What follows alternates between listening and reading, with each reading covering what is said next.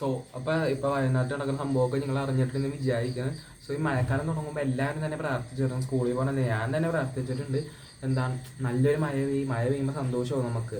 എന്നാൽ വയനാട് സംഭവമൊക്കെ അറിഞ്ഞ് കുറച്ച് ഇതായി കഴിയുമ്പോൾ മനസ്സിലായത് നമ്മളിവിടെ മഴ പെയ്യുമ്പോൾ സന്തോഷിക്കും, മഴ കൂടുതൽ അവധി കിട്ടും, കളക്ടർ അവധി തരുമോ എന്നൊക്കെ പറയും.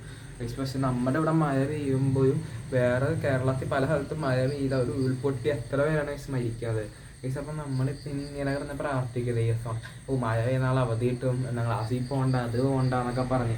നിങ്ങളെ ഓർക്കണം എത്ര പേരാണ് മരിച്ചതെന്ന് ഇന്നലെ മറ്റേ ഉരുൾപൊട്ടിയിൽ വയനാടിൽ.